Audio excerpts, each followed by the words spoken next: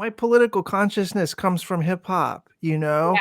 But Yeah. then like Marco Rubio is one of my contemporaries. He's just a fuckface reactionary version. And he also thinks that Wu-Tang is the shit. And so like, Right. what are people who are actively seek to like perpetuate racial capitalism and racial hierarchies? What is it that they're getting out of hip hop that I'm like, if it's there, it's the art form of the oppressed, right? And so like, what the fuck what are they doing? What do they see in it? What do they get out of it? What's going on there? A lot. I mean, I think basically it comes down to a kind of psychoanalyzing of these people, right? Like why do they like it? What are they getting out of it? Because it does seem paradoxical that someone who wants to explicitly lock up Black and brown people loves Wu-Tang. But the thing is, so I have this theory that I explore in this essay. Hip hop is, and this was informed by a chapter I read from a book called Wages of Whiteness by David Roediger, where he writes about the history of minstrelsy. And he talks about how minstrelsy in the 19th century was a way to emphasize whiteness, and particularly for like Irish immigrants who are trying to get a piece of the pie, they could say, hey, look, we're dressing up as Black people, so we can't be Black because we're pretending to be Black, right? If you're putting on a costume, you're not that thing. And it was a way of comparing themselves to these Black stereotypes. You know, they could be the upstanding white people, and then the people who they dressed up as for the entertainment of other white people, that was, oh, those, you know, those are criminals. Those are lazy people. Yeah. Those are people who are sexually unable to control their sexual and other appetites, right? Whereas we're white.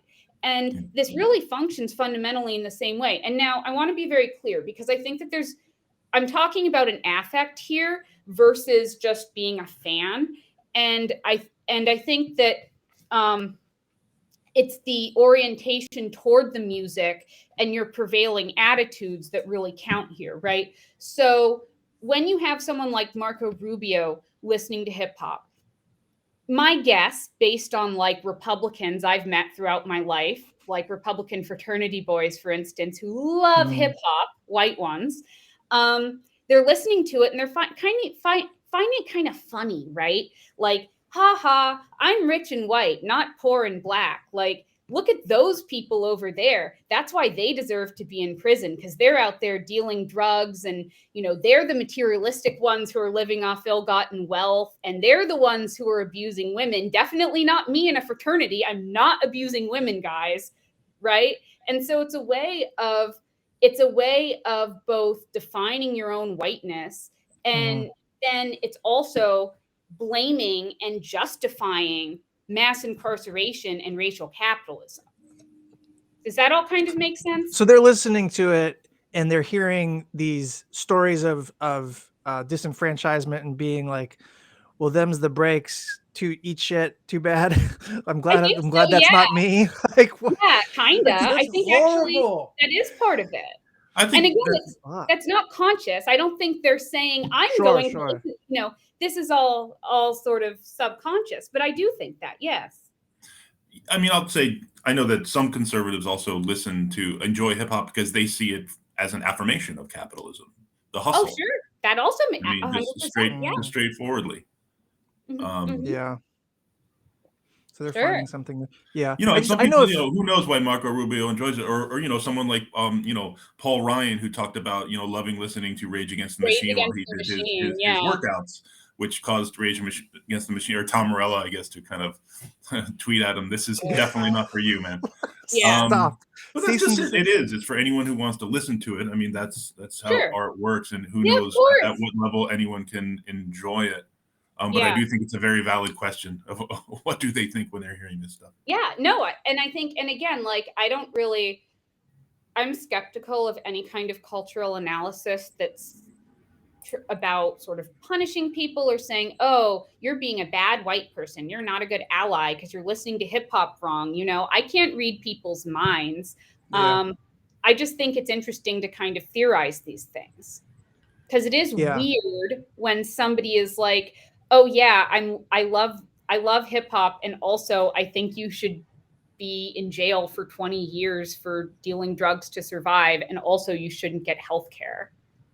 Well, I misunderstood. Like, this stuff was so formative for me that I assumed for a long time that, like, if you were a hip hop head, then you obviously had my same sort of like radical inflected politics or like progressive ideals, you know? This doesn't quite have the race component, but it makes me think of the Grateful Dead and Fish. So it's huge. I don't know if you guys know this, but a lot of Republicans, Tucker Carlson loves the Grateful Dead, and Coulter loves the Grateful Dead. Yeah. There's a strong tradition.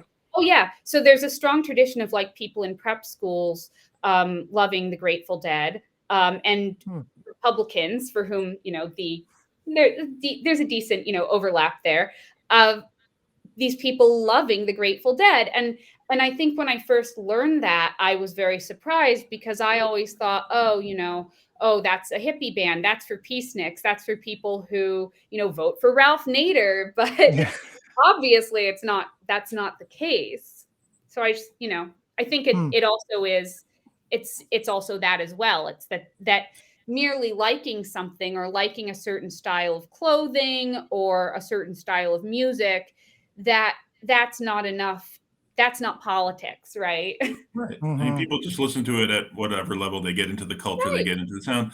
You know, you'll have, you know, a lot of you know, who will get into punk rock, right? Exactly. Are they Henry Rollins, yeah, or even, you know, Southern rock from the 70s, which was, you know, I think white people hip hop, you know, was the sound of working class, like the Allman Brothers.